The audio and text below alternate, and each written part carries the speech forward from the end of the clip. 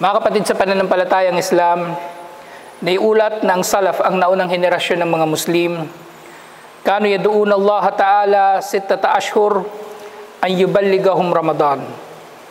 Sila ay nagdudua ng 6 na buwan na sila ay paabutin ni Allah sa Ramadan. At pagkatapos ng Ramadan, thumma yadu'unahu sittata ashhur ay yataqabbalahum minhum. At sila naman pagkatapos ng Ramadan ay nananalangin kay Allah na tanggapin nawa ni Allah mula sa kanila ang kanilang Ramadan. At ito ay isang napakahusay na asal ng sino man na tunay na nananampalataya kay Allah Subhanahu wa Ta'ala, na siya sa kabila ng kanyang mga dakilang nagawa na mabubuti sa buwan ng Ramadan, siya ay nananatili na nagpapakumbaba sa kanyang Panginoon at patuloy na kumikilala ng kanyang kabutihan na nagawa ay mula sa biyaya ni Allah. At ito ay magkakaroon lamang ng saysay kung ito ay tatanggapin ni Allah Subhanahu wa Ta'ala. Napakainam na asal ng sa gayon ng tao ay hindi magmamalinis, hindi magbabanal-banalan sa kanyang sarili o bibilib sa kanyang sarili.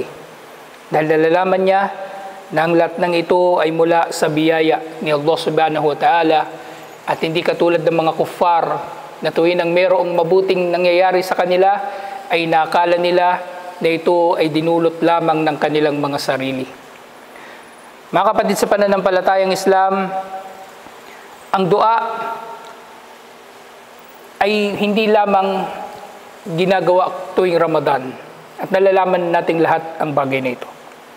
At ang pinakamainam na dua na maaring magawa nga ng tao ay ang dua na malawak ang kahulugan at tumihiling ng napakaraming mga kabutihan. Katulad ng dua na itinuro sa atin ni Allah Subhanahu wa Ta'ala sa Quran, Rabbana atina fid dunya hasana wa fil akhirati hasana wa qina adhaban nar. Panginoon namin, bigyan mo kami ng kabutihan sa mundong ito at sa kabilang buhay, at iligtas mo kami mula sa parusa sa impyerno. Nalalaman din natin na ang dua, ito ang diwa ng mga gawaing pagsamba. Katulad ng sinabi ni Propeta Muhammad sallallahu alaihi wasallam, ad-du'a'u huwal ibada. Ang dua, ang panalangin, ito ang diwa ng pagsamba. Ibig sabihin, ang lahat ng pagsamba ng tao ay marapat na naglalaman ng dua. Kaya nga, ang dua ay hinahati ng mga scholar sa dalawang pagkakahati. Dua ibadah at dua mas'ala. Dua sa pamagitan ng pagsamba, na sa pamagitan ng ating pagsamba, sala, pagbabayad ng zakah, fasting at iba pa, tayo humihiling kay Allah ng gantimpala nito at iba pang mabubuting bagay mula sa Kanya. At ang dua mas'ala naman o dua talab, ito ang ginagawa na natin na pangkaraniwan ng mga dua o panalangin na humihiling tayo kay Allah ng anumang pinihintulutan sa atin na hilingin. At napakainam nga na malaman ng mga tao ang magandang asal sa dua, insyaallah. Na unang mabuting asal sa pananalangin kay Allah Subhanahu wa Ta'ala, sinasabi ng mga scholar, Allah yadu'u illallah azza wa jal, na siya ay marapat na mananalangin kay Allah Subhanahu wa Ta'ala lamang. At bilang mga Muslim, ito ay nalalaman na natin. Subalit nais nating bigyang diin na dahil tayo ngayon ay nabubuhay sa panahon ng panlilinlang, panahon ng panloloko, ang dua na ito na dapat na itinutuon kay Allah Subhanahu wa Ta'ala ay nangangahulugan na tayo ay magdarasal sa Kanya, hihiling sa Kanya ng nag-iisa at walang katambal, hihiling sa Kanya ng walang tagapamagitan, at hihiling sa Kanya sa mga kaparaanan na nagugustuhan Niya. Katulad ng iniulat sa isang hadith, Ida sa'alta fas'alillah wa ida istana'ta fasta'in billah. Wa ida sta'anta fasta'in billah. Na kapag ikaw ay hihiling ng anuman, ihilingin mo ito kay Allah Subhanahu wa Ta'ala lamang, at kapag ikaw ay nagpakupkop o humingi ng tulong, humingi ka ng tulong kay Allah subhanahu wa ta'ala lamang. At ito'y binibigyang diin natin dahil sa panahon natin ngayon ay tila nagiging malabo na sa pananaw ng mga Muslim ang pinagkaiba ng tunay na Muslim na sumasamba kay Allah subhanahu wa ta'ala ng nag-iisa at walang katambal at sa Muslim sa pangalan. Mga ligaw na sekta, katulad ng sekta ng mga Shia, ng mga Sufi at iba't iba pa, na sila ay mayroong mga paniniwala na marapat tayong magdarasal o mananalangin kay Allah sa ngalan ng mga tagapamagitan, kina Ali, Fatima at iba pa, na mga paniniwala na shirk o pagtatambal kay Allah subhanahu wa ta'ala. Subalit dahil sa kabangmangan ng mga tao sa panahon natin ngayon, inakala nila na ang sino man na nagtatawag patungo sa kaisahan ni Allah subhanahu wa ta'ala ay nagtatawag patungo sa pagkakawatak-watak, samantalang walang pagkakaisa ang marapat na umiral sa mga Muslim liban na lamang sa kaisahan ni Allah subhanahu wa ta'ala. Gayon din kabilang sa mga may inam na asal sa pananalangin ng tao kay Allah subhanahu wa ta'ala na ang tao ay marapat na kumilala na si Allah subhanahu wa ta'ala nga ay tutugon sa kanyang panalangin. Ibig sabihin, siya ay kikilala na si Allah subhanahu wa ta'ala ang nag-iisa na tutugon sa kanyang panalangin. Gayon din mainam para sa sinumang nananalangin an yatawassala ilallahi bi ahadi anwa'it tawassul al-mashru'. So maaari siyang maghangad ng higit na pagpapalapit kay Allah subhanahu wa ta'ala sa pamagitan ng mga pinahihintulutan ng mga paraan ng pagpapalapit sa Kanya. At kabilang dito, ang paggawa ng mabubuting mga gawain alang-alang kay Allah subhanahu wa ta'ala. Katulad ng halimbawa ng nababanggit sa hadith, yung kwento ng 3 tao na sila ay nakulong sa isang kuweba at lahat sila ay nanalangin at nagpalapit kay Allah subhanahu wa ta'ala sa pamagitan ng mga nakalipas nilang mabubuting ginawa. Nang bawat isa sa kanila ay nagsasabi na kung nalalaman ni Allah na ginawa nila ang mga bagay na yaon na alang-alang sa Kanya, ay buksan ni Allah ang kuweba na yaon upang sila ay makalabas. At silang 3 ang naging dahilan na ito ay nabuksan nga ng tuluyan at sila ay nailigtas. Gayon din kabilang sa mabuting asal sa pagdudua, tajannubul istijal. Ang iwasan natin na tayo ay magmamadali sa katuparan ng ating mga panalangin. Dahil tunay na si Allah subhanahu wa ta'ala, siya ang nagtatakda ng lahat. At ang lahat ng pagtatakda na ito ay naayon sa kaalaman ni Allah subhanahu wa ta'ala. At sa kanyang perpektong kaalaman, umiiral mula rito ang kanyang mga magugustuhan. At ang bawat magugustuhan na ito ni Allah na mangyari, syempre ay naayon sa kanyang karunungan at naayon sa kanyang katarungan.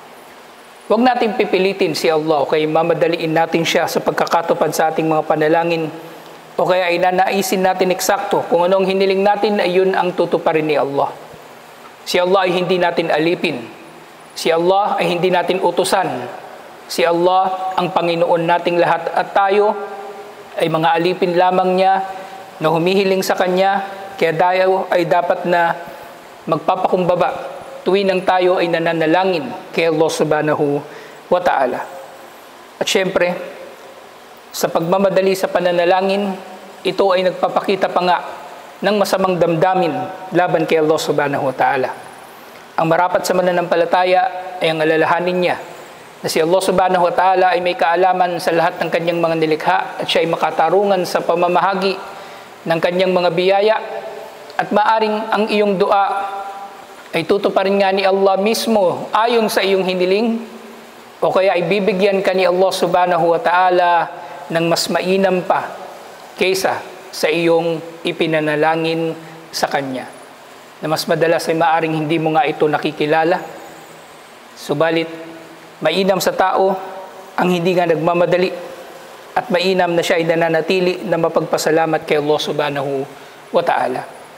Dahil kung pag-iisipan ng tao ng mabuti, maaring hindi dumarating ang mismong kanyang hiniling, Subalit si Allah pala ay nagpadala na ng mas mainam na bagay para sa kanya. At syempre, maaari rin namang mangyari na si Allah ay mag-aalis ng pinsala sa iyo dahil sa dua na iyon, o maaari rin naman na siya ay magdudulot ng iba pang kabutihan o ibibigay ang gantimpala nito sa ibang panahon o kahit doon na sa kabilang buhay. Gayun din, kabilang sa mabuting asal ng tao sa kanyang pananalangin sa kanyang Panginoon, an la yakunu du'a'u fihi ithmun wala kati'atu rahim. Nang dua na ito ay dapat dua na walang kalakip na anumang pagkakasala, o kaya humihiling ka kay Allah na tulungan kanya sa pagkakagawa sa isang kasalanan, katulad nga ng pagkakaputol sa pagkakamag-anakan. Ang dua ay marapat na para sa mga bagay-bagay na magdudulot ng kabutihan sa tao at sa kabilang buhay, sa mundong ito at sa kabilang buhay, at hindi maari na ito ay gagawin niya para sa kasalanan. Gayun din, husnul dhanni billah. Ng tao na nagdudua ay marapat na magkaroon ng mabuti at mahusay na pag-aakala kay Allah subhanahu wa ta'ala. At ang mabuting pag-aakala na ito ay matutupad lamang syempre kung nakikilala ng tao, una at higit sa lahat, kung sino ba ang kanyang dinadasalan, si Allah subhanahu wa ta'ala.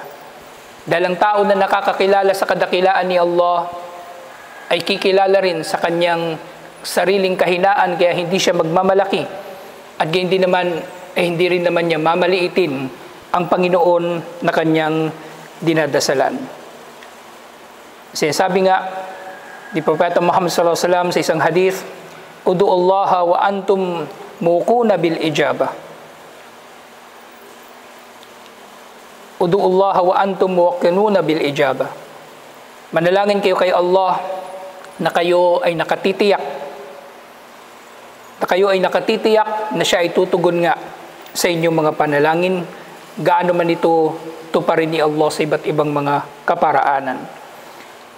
At isa pang magandang asal ng isa pang maaring gawin ng mananampalataya tuwing nang siya ay nagdudua, hudurul qalb, na marapat na ang kanyang dua ay hindi lamang dua na kanyang kinabisado, dua na kanyang sinasambit lang ng dila, bagkus ito ay marapat na dua, nakalakip dito ang dua ng kanyang puso, na siya ay humihiling nga sa kadakilaan ni Allah subhanahu wa ta'ala, kumikilala sa kanyang sariling kahinaan at nagtataglay ng iba't iba pang magagandang mga katangian, inshallah, na dahil dito ay tutuparin ni Allah subhanahu wa ta'ala ang kanyang dua. Kaya mga kapatid sa pananampalatayang Islam, naging ugali na ng Muslim na noong nakalipas na Ramadan ay siya ay nagdudua kay Allah subhanahu wa ta'ala. Kaya panatilihin marapat ito ng mga Muslim kahit sa panahon na hindi na Ramadan. Mga kapatid sa pananampalatayang Islam, ang sumunod na magandang asal sa pagdudua ay isang magandang asal na nalilingid sa marami sa mga Muslim. At maring hindi nila sukat akalain na may kinalaman pala ito sa pagkakatupad sa kanilang mga dua. At ito ay ang tinatawag na itabatul ma'kal, na marapat para sa Muslim na maging halal ang kanyang kabuhayan, maging halal ang kanyang kinikita, maging halal ang kanyang pagkain, lalong-lalo na nang sa gayon siya ay maging karapat-dapat sa pagtupad ni Allah sa kanyang mga dua. Katulad sinabi ni Allah subhanahu wa ta'ala, "Innama yatakabbalu Allahu minal muttaqin." Tunay na si Allah ay tumatanggap lamang ng dua ng mga may takot sa Kanya. May takot sa Kanya na gumagawa ng mabuti at umiiwas sa masama at mga pagkakasala. At ito rin ang siyang aral mula sa isang hadith tungkol sa isang lalaki na sinabi ni Propeta Muhammad sallallahu alaihi wasallam tungkol sa rajulun yutilus safar ash'ata akbar yamuddu yadayhi ila samai ya Rab, ya Rab. Tungkol sa isang lalaki na naglalakbay, at sa kanyang paglalakbay siya ay nakakaranas ng paghihirap at binalot na ng alikabok ang kanyang katawan at tinataas niya ang kanyang dalawang kamay sa langit at sinasabi niya, Panginoon ko, Panginoon ko. Na makuha natin mula sa unang bahagi ng hadith na ito, taglay ng tao na ito ang mga posibleng dahilan na tanggap ang panalangin ng sinuman. Ang paglalakbay ng sinumang naglalakbay ay tanggap ang kanyang dua, insyaAllah. Gayon din ang sinumang nasa paghihirap ay tanggap ang kanyang dua, insyaAllah. At gayon din ang sinumang nagtataas ng kanyang dalawang kamay ay nahihiya si Allah na tanggihan ng kanyang dua. Subalit, sinabi ni Propeta Muhammad sallallahu alaihi wasallam, wa mat'amuhu haram, wa mashrabuhu haram, wa malbasuhu haram, wa gudliya bil haram. Subalit, ang tao na ito, sa kabila ng kanyang mga katangian, na dahil dito ay maaaring tutuparin ang kanyang mga dua, ang kanyang pagkain ay haram, ibig sabihin nanggaling sa haram.